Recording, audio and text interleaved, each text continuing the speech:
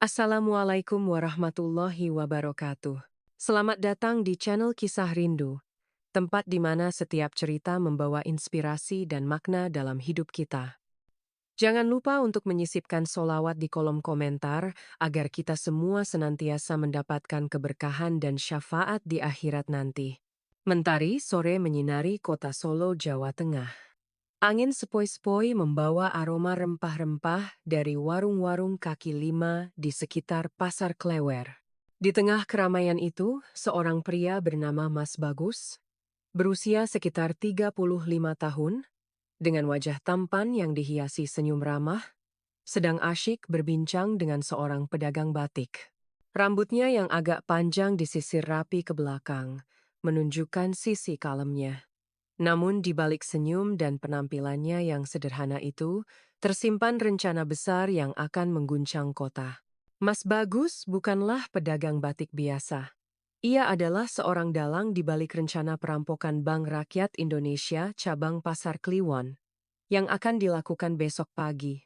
Rencana yang ia susun dengan cermat selama berbulan-bulan diharapkan akan memberinya kekayaan yang cukup untuk melunasi hutang keluarganya dan memulai hidup baru. Namun, sebuah firasat aneh mulai menghantuinya. Bayangan-bayangan samar tentang kegagalan dan konsekuensi mengerikan dari rencananya mulai muncul di benaknya. Ia menghela nafas panjang, mencoba menepis rasa ragu yang mulai menggerogoti hatinya. Senyumnya masih terpatri di wajah, namun matanya kini tampak jauh lebih gelap dari biasanya. Malam telah tiba. Mas Bagus duduk sendirian di sebuah warung remang-remang di pinggiran kota Solo.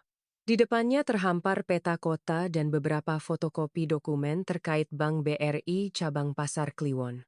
Di sampingnya, terselip sebilah keris pusaka warisan keluarga, yang biasanya ia gunakan hanya untuk upacara adat.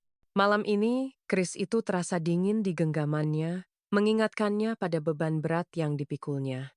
Ia mulai meneliti detail rencana perampokan, waktu yang tepat, jalur pelarian, dan peran masing-masing anggota timnya. Timnya terdiri dari 3 orang. Mbak Sri, seorang ahli teknologi informasi yang bertugas melumpuhkan sistem keamanan bank. Pak Darto, seorang mantan anggota TNI yang ahli dalam strategi dan pertahanan. Dan Joko, seorang sopir yang handal dan setia.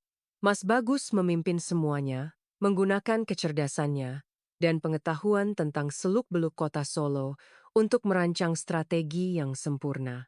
Namun, semakin ia merencanakan, semakin kuat pula rasa gelisah yang menguasainya. Ia menyadari bahwa rencana ini terlalu berisiko, bahkan bisa berujung pada kematian. Bayangan wajah ibunya, yang selalu mendoakannya, muncul di benaknya. Ia mengusap wajahnya, mencoba menenangkan diri. Besok adalah hari penentuan. Apakah ia akan berhasil? Atau justru akan berakhir di balik jeruji besi? Keris di tangannya terasa semakin dingin. Pagi menjelang. Mas Bagus terbangun dengan keringat dingin. Mimpi buruk tentang kegagalan dan penangkapan menghantuinya sepanjang malam. Rasa ragu yang selama ini ia tekan muncul kembali dengan lebih kuat. Bukan hanya ketakutan akan kegagalan, tetapi juga beban moral mulai menghantamnya. Ia teringat akan ibunya, seorang wanita sederhana yang selalu mengajarkan kejujuran dan kerja keras. Rencana perampokan ini terasa seperti pengkhianatan terhadap nilai-nilai yang telah ditanamkan dalam dirinya. Ia mencoba menenangkan diri dengan mandi dan sholat subuh, berharap ritual tersebut dapat memberikan ketenangan dan kejernihan pikiran. Namun, bayangan wajah ibunya dan rasa bersalah yang mendalam masih menghantuinya. Ia menatap keris pusaka warisan keluarga di atas meja, sebuah benda yang selama ini menjadi simbol kebanggaan dan kekuatan keluarganya. Kini, keris itu terasa seperti beban berat yang semakin membebani hatinya. Apakah ia harus meneruskan rencana ini? Atau ada jalan lain yang bisa ia tempuh? Keraguan itu semakin menguat, mengancam untuk menghancurkan rencana yang telah ia susun dengan susah payah. Mas Bagus berada di persimpangan jalan, dihadapkan pada pilihan yang sangat sulit. Mas Bagus masih terombang-ambing antara melanjutkan rencana perampokan atau membatalkannya. Ia mencoba menghubungi Mbak Sri, ingin membicarakan keraguannya. Namun, ia ragu apakah Mbak Sri akan mengerti atau bahkan mendukung keputusannya. Mbak Sri, yang selama ini fokus pada aspek teknis perampokan, mungkin tidak memahami beban moral yang sedang dipikul Mas Bagus. Ia juga khawatir jika membatalkan rencana ini akan membahayakan keselamatan timnya. Pak Darto dan Joko, yang telah mempersiapkan diri dengan maksimal, akan kecewa dan mungkin marah. Mas Bagus berjalan-jalan di sekitar rumahnya, mencoba menjernihkan pikiran. Ia melihat anak-anak bermain di lapangan dekat rumahnya. Wajah mereka penuh dengan keceriaan dan harapan. Melihat mereka, Mas Bagus semakin merasa bersalah. Rencana perampokannya akan berdampak buruk bagi banyak orang, bukan hanya dirinya sendiri. Ia menyadari bahwa kekayaan yang ingin ia raih dengan cara yang salah tidak akan pernah bisa menggantikan kebahagiaan dan kedamaian batin. Mas Bagus berada di persimpangan jalan yang menentukan masa depannya. Keputusan apa yang akan ia ambil? Setelah bergumul dengan hati nuraninya sepanjang hari, Mas Bagus akhirnya mengambil keputusan. Ia memutuskan untuk membatalkan rencana perampokan. Ini adalah keputusan yang sangat berat, karena ia harus menghadapi konsekuensi yang mungkin akan merugikan dirinya dan keluarganya. Namun, ia merasa bahwa ini adalah satu-satunya jalan yang benar. Ia menghubungi Mbak Sri, Pak Darto, dan Joko, menjelaskan alasannya, dan meminta maaf atas ketidaknyamanan yang ditimbulkan. Mbak Sri, Pak Darto, dan Joko terkejut dengan keputusan Mas Bagus, namun mereka menghormatinya. Mereka menyadari bahwa Mas Bagus telah membuat keputusan yang sulit, tetapi juga keputusan yang bijaksana. Rencana perampokan dibatalkan. Mas Bagus merasa lega, walaupun ia tahu bahwa jalan ke depan masih panjang dan penuh tantangan. Ia harus mencari cara lain untuk mengatasi masalah keuangan keluarganya dengan cara yang jujur dan terhormat. Meskipun rencana perampokan telah dibatalkan, Mas Bagus tetap harus menghadapi konsekuensi dari tindakannya. Ia harus menjelaskan kepada para pemberi pinjaman tentang ketidakmampuannya untuk membayar hutang. Ia juga harus menghadapi kemungkinan kehilangan kepercayaan dari teman-temannya. Namun, Mas Bagus siap menghadapi semua itu. Ia percaya bahwa kejujuran dan ketulusan akan membawanya pada jalan yang lebih baik. Ia mulai mencari pekerjaan baru, dengan tekad untuk membangun kehidupan yang lebih baik bagi dirinya dan keluarganya. Ia belajar dari kesalahannya, dan ia bertekad untuk tidak pernah mengulangi kesalahan yang sama. Mas Bagus menyadari bahwa kekayaan bukanlah segalanya. Kebahagiaan dan kedamaian batin jauh lebih berharga daripada harta benda. Mas Bagus memulai lembaran baru dalam hidupnya. Ia bekerja keras sebagai seorang desainer batik di sebuah perusahaan kecil di Solo. Meskipun penghasilannya tidak sebesar yang ia harapkan, ia merasa puas karena mendapatkannya dengan cara yang jujur. Ia juga merasa lebih tenang dan damai, bebas dari beban moral yang selama ini membebaninya. Ia masih sesekali bertemu dengan Mbak Sri, Pak Darto, dan Joko, namun mereka tidak lagi membicarakan rencana perampokan. Mereka telah berdamai dengan masa lalu dan fokus pada kehidupan masing-masing. Mas Bagus juga mulai aktif dalam kegiatan sosial di lingkungannya. Ia membantu anak-anak kurang mampu dengan memberikan les menggambar dan membimbing mereka dalam membuat batik. Ia merasa bahwa dengan membantu orang lain, ia dapat menemukan kebahagiaan dan kepuasan yang lebih besar daripada sekadar mengejar kekayaan. Ia juga menjalin hubungan yang lebih dekat dengan ibunya, mencurahkan kasih sayang dan perhatian yang selama ini kurang ia berikan. Mas Bagus menyadari bahwa keluarga adalah harta yang paling berharga dalam hidupnya. Suatu hari, Mas Bagus melihat berita di televisi tentang penangkapan seorang perampok bank di kota lain. Perampok tersebut menggunakan metode yang hampir sama dengan yang direncanakan Mas Bagus. Mas Bagus merasa ngeri. Ia bersyukur karena telah membatalkan rencananya. Jika ia tetap melanjutkan rencana tersebut, mungkin ia akan bernasib sama seperti perampok yang ditangkap tersebut. Ia juga merasa bersyukur karena telah memilih jalan yang benar. Ia menyadari bahwa keputusan yang ia ambil beberapa waktu lalu telah menyelamatkan hidupnya dan juga kehidupan orang lain. Mas Bagus kembali merenungkan masa lalunya. Ia menyadari bahwa ia telah membuat kesalahan besar, namun ia juga telah belajar dari kesalahannya. Ia telah menemukan arti kehidupan yang sebenarnya, yaitu kebahagiaan dan kedamaian batin. Ia tidak akan pernah melupakan pengalaman pahit tersebut, namun ia akan selalu mengingat pelajaran berharga yang telah ia peroleh. Mas Bagus menerima masa lalunya dengan lapang dada. Ia tidak lagi merasa terbebani oleh rasa bersalah. Ia telah berdamai dengan dirinya sendiri dan dengan Tuhan. Ia menjalani hidupnya dengan penuh syukur dan optimisme. Ia tahu bahwa masa depan masih panjang dan penuh tantangan, namun ia siap menghadapinya dengan penuh keberanian dan keyakinan. Ia telah menemukan jati dirinya, dan ia akan selalu berusaha untuk menjadi pribadi yang lebih baik. Kisah Mas Bagus menjadi pelajaran berharga bagi orang lain bahwa kejujuran dan ketulusan akan selalu membawa pada jalan yang lebih baik. Meskipun jalannya mungkin sulit, tetapi pada akhirnya akan membawa pada kebahagiaan dan kedamaian batin.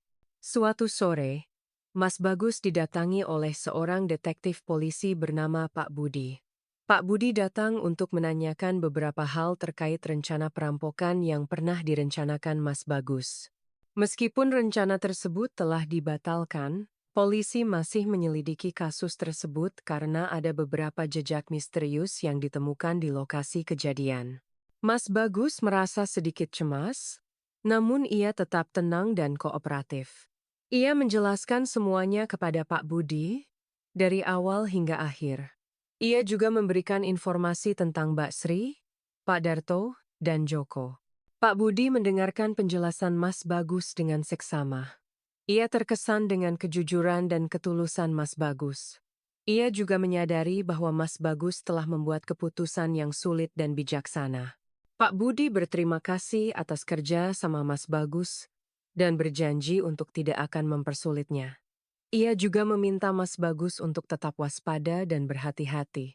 Polisi masih terus menyelidiki jejak misterius yang ditemukan di lokasi kejadian. Jejak tersebut berupa beberapa simbol aneh yang tidak dapat diidentifikasi. Para ahli kriminologi dan ahli sejarah dilibatkan dalam penyelidikan tersebut. Mereka mencoba mencari tahu arti dari simbol-simbol tersebut. Apakah simbol-simbol tersebut merupakan kode rahasia dari para perampok? Atau apakah simbol-simbol tersebut memiliki arti lain yang lebih dalam? Polisi juga memeriksa rekaman CCTV di sekitar lokasi kejadian. Mereka menemukan beberapa hal yang mencurigakan, namun belum dapat menemukan bukti yang cukup untuk menangkap para pelaku. Penyelidikan masih terus berlanjut. Polisi berharap dapat segera mengungkap misteri di balik jejak-jejak tersebut. Suatu hari, Pak Budi menemukan petunjuk baru terkait jejak misterius tersebut. Petunjuk tersebut berupa sebuah buku kuno yang berisi tentang simbol-simbol yang sama dengan yang ditemukan di lokasi kejadian. Buku tersebut ternyata merupakan buku tentang ilmu kebatinan Jawa. Pak Budi menyadari bahwa simbol-simbol tersebut mungkin memiliki hubungan dengan dunia supranatural. Pak Budi kemudian berkonsultasi dengan seorang ahli kebatinan Jawa. Ahli tersebut menjelaskan bahwa simbol-simbol tersebut merupakan simbol-simbol yang digunakan untuk memanggil roh jahat. Pak Budi terkejut dengan informasi tersebut. Ia menyadari bahwa kasus perampokan ini mungkin lebih rumit daripada yang ia bayangkan. Ia harus mencari tahu siapa yang menggunakan simbol-simbol tersebut dan untuk tujuan apa. Pak Budi semakin yakin bahwa kasus perampokan ini berkaitan dengan dunia supranatural. Ia memutuskan untuk melibatkan seorang paranormal terkenal di Jawa Tengah, Mbah Karto. Mbah Karto adalah seorang ahli dalam ilmu kebatinan dan memiliki kemampuan untuk berkomunikasi dengan roh-roh. Pak Budi berharap Mbah Karto dapat membantu mengungkap misteri di balik simbol-simbol tersebut. Mbah Karto datang ke lokasi kejadian dan melakukan ritual untuk memanggil roh-roh yang terkait dengan simbol-simbol tersebut. Ritual tersebut dilakukan pada malam hari, di tengah suasana yang mencekam. Mbah Karto berhasil berkomunikasi dengan roh-roh tersebut, dan ia mendapatkan informasi penting tentang para pelaku perampokan. Dari informasi yang diperoleh dari Mbah Karto, Pak Budi mengetahui identitas para pelaku perampokan. Para pelaku ternyata adalah sekelompok orang yang tergabung dalam sebuah organisasi rahasia yang bertujuan untuk mendapatkan kekayaan dengan cara-cara gaib. Organisasi tersebut dipimpin oleh seorang dukun sakti bernama Ki Ageng. Ki Ageng menggunakan ilmu kebatinan untuk mengendalikan para anggotanya dan melakukan berbagai kejahatan. Pak Budi juga mengetahui bahwa simbol-simbol yang ditemukan di lokasi kejadian merupakan bagian dari ritual yang dilakukan oleh Ki Ageng untuk memanggil roh-roh jahat yang akan membantunya dalam melakukan perampokan. Ritual tersebut bertujuan untuk membuat para korbannya menjadi lemah dan mudah dikendalikan. Pak Budi dan timnya melakukan penggerebekan di markas organisasi rahasia tersebut. Penggerebekan dilakukan pada malam hari dengan persiapan yang matang. Mereka berhasil menangkap Ki Ageng dan beberapa anggotanya. Namun, beberapa anggota berhasil melarikan diri. Polisi menyita sejumlah barang bukti, termasuk buku-buku kuno tentang ilmu kebatinan dan sejumlah uang hasil kejahatan. Ki Ageng dan para anggotanya yang tertangkap kemudian diproses secara hukum. Mereka dijerat dengan berbagai pasal, termasuk pasal tentang perampokan, penipuan, dan penggunaan ilmu gaib untuk melakukan kejahatan. Kasus perampokan bank yang awalnya tampak sederhana, akhirnya terungkap sebagai kasus yang kompleks dan melibatkan dunia supranatural. Dengan tertangkapnya Ki Ageng dan beberapa anggotanya, misteri di balik perampokan bank tersebut akhirnya terpecahkan. Ternyata, Ki Ageng dan organisasinya telah melakukan beberapa perampokan bank lainnya di berbagai kota di Jawa Tengah. Mereka menggunakan ilmu kebatinan untuk mengelabui sistem keamanan bank dan menghipnotis para saksi mata. Keberhasilan mereka selama ini membuat polisi kesulitan mengungkap kasus tersebut. Setelah dilakukan penyelidikan lebih lanjut, terungkap juga bahwa Mas Bagus sebenarnya telah lama diincar oleh Ki Ageng. Ki Ageng mengetahui bahwa Mas Bagus memiliki pengetahuan tentang seluk-beluk kota Solo dan juga memiliki kemampuan dalam strategi dan perencanaan. Ki Ageng ingin memanfaatkan kemampuan Mas Bagus untuk melancarkan rencananya. Namun, Mas Bagus menolak tawaran Ki Ageng dan memilih untuk hidup jujur. Di dalam penjara, Ki Ageng akhirnya mengakui semua kejahatannya. Ia mengaku telah menggunakan ilmu kebatinan untuk melakukan berbagai kejahatan, termasuk perampokan bank. Ia juga mengaku telah menyesali perbuatannya dan berharap dapat dimaafkan oleh Tuhan dan masyarakat. Pengakuan Ki Ageng menjadi bukti kuat bagi polisi untuk menjeratnya dan para anggotanya. Kasus ini menjadi pelajaran berharga bagi masyarakat tentang bahaya penggunaan ilmu kebatinan untuk tujuan yang salah. Pengakuan Ki Ageng juga memberikan ketenangan bagi Mas Bagus. Ia merasa lega karena telah berhasil menghindari jebakan Ki Ageng dan memilih jalan yang benar. Ia juga merasa bersyukur karena telah diberi kesempatan untuk memperbaiki hidupnya. Sidang kasus perampokan bank tersebut akhirnya digelar. Ki Ageng dan para anggotanya diadili dan dijatuhi hukuman yang setimpal. Mas Bagus memberikan kesaksiannya di persidangan, menjelaskan bagaimana ia menolak tawaran Ki Ageng dan memilih untuk membatalkan rencana perampokan. Kesaksian Mas Bagus menjadi bukti penting dalam persidangan tersebut. Putusan hakim membuat masyarakat merasa puas. Keadilan telah ditegakkan. Kasus perampokan bank yang penuh misteri tersebut akhirnya berakhir dengan tuntas. Mas Bagus merasa lega dan bersyukur. Ia telah melewati masa-masa sulit, namun ia berhasil keluar sebagai pemenang. Ia telah membuktikan bahwa kejujuran dan ketulusan akan selalu membawa pada jalan yang lebih baik. Setelah badai berlalu, Mas Bagus kembali menjalani hidupnya dengan tenang. Ia merasa lega karena telah melewati masa-masa sulit dan berhasil membersihkan namanya. Ia juga merasa bersyukur karena telah diberi kesempatan untuk memperbaiki hidupnya dan membantu orang lain. Ia melanjutkan pekerjaannya sebagai desainer batik dan tetap aktif dalam kegiatan sosial di lingkungannya. Ia juga semakin dekat dengan ibunya dan keluarganya.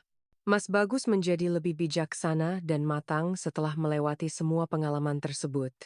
Ia menyadari bahwa kehidupan tidak selalu berjalan mulus dan penuh tantangan. Namun, ia juga yakin bahwa dengan kejujuran, ketulusan, dan kerja keras, ia dapat mengatasi semua rintangan dan mencapai kebahagiaan. Ia juga belajar untuk menghargai setiap momen dalam hidupnya dan selalu bersyukur atas segala karunia yang telah diberikan Tuhan. Suatu hari, Mas Bagus didatangi oleh Mbak Sri. Mbak Sri mengaku bahwa ia sebenarnya memiliki perasaan yang lebih dari sekadar teman kepada Mas Bagus. Ia mengungkapkan kekagumannya terhadap kejujuran dan ketulusan Mas Bagus. Ia juga meminta maaf karena telah terlibat dalam rencana perampokan tersebut. Mas Bagus terkejut dengan pengakuan Mbak Sri, namun ia merasa terharu. Ia menyadari bahwa Mbak Sri adalah seorang wanita yang baik hati dan berhati mulia. Mas Bagus menerima pengakuan Mbak Sri dengan lapang dada. Ia merasa bahwa Mbak Sri adalah seorang wanita yang layak untuk dicintai. Ia juga merasa bahwa ia telah menemukan cinta sejatinya. Mas Bagus dan Mbak Sri kemudian menjalin hubungan asmara. Mereka saling mendukung dan saling menguatkan dalam menjalani kehidupan. Setelah beberapa waktu menjalin hubungan asmara, Mas Bagus dan Mbak Sri akhirnya memutuskan untuk menikah. Pernikahan mereka berlangsung sederhana namun penuh dengan kebahagiaan dan sakralitas. Keluarga dan teman-teman mereka hadir untuk memberikan doa restu.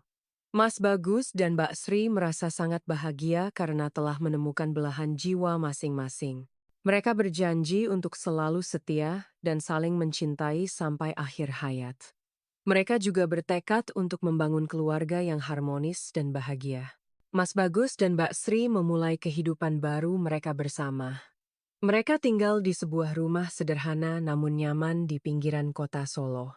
Mereka saling mendukung dan saling menguatkan dalam menjalani kehidupan. Mas Bagus tetap melanjutkan pekerjaannya sebagai desainer batik, sedangkan Mbak Sri bekerja sebagai programmer di sebuah perusahaan teknologi informasi.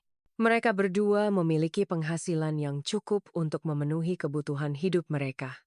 Mas Bagus dan Mbak Sri juga aktif dalam kegiatan sosial di lingkungan mereka. Mereka sering membantu tetangga mereka yang membutuhkan dan juga aktif dalam kegiatan keagamaan. Mereka merasa bahwa dengan membantu orang lain, mereka dapat menemukan kebahagiaan dan kepuasan yang lebih besar. Mereka juga selalu bersyukur atas segala karunia yang telah diberikan Tuhan. Mas Bagus dan Mbak Sri mulai memikirkan untuk memiliki anak.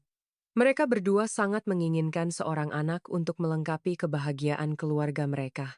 Mereka berdoa kepada Tuhan agar diberi kesempatan untuk memiliki anak yang sehat dan cerdas.